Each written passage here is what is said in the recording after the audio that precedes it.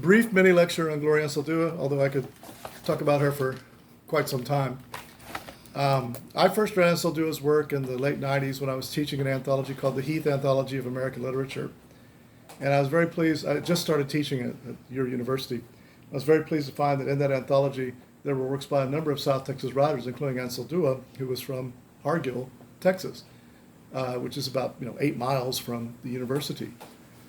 And I later found out that she herself had been a student at the university, graduating with a degree in English, the very degree that you all are pursuing, in the spring of 1968.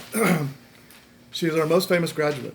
Her book, La Frontera, or Borderlands, has been translated into, a couple of dozen languages, and she is internationally known, and her theories are the basis of, really, pretty much the basis of the popular border studies programs which exist throughout the United States and throughout the world at this point.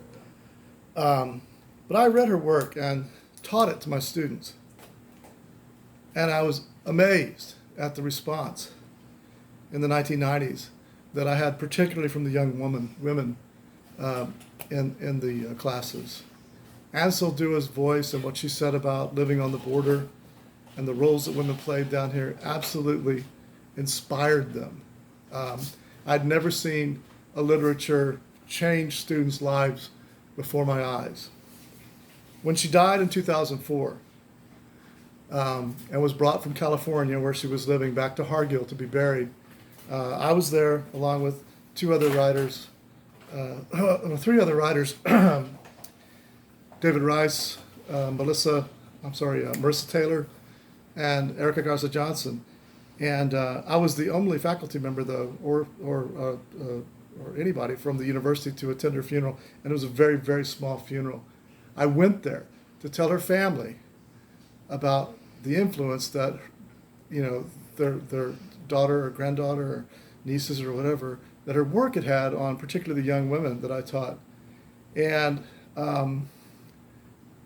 they had no idea that her book was even being taught at the university and that it was having this kind of change. And since then, since 2004, the family has become quite involved in her legacy.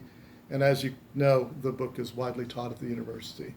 But back in 2004, our most famous graduate, Gloria Anzaldua, was largely unknown to most people at the university and in the community. That changed very rapidly. Thanks to your professors and other people.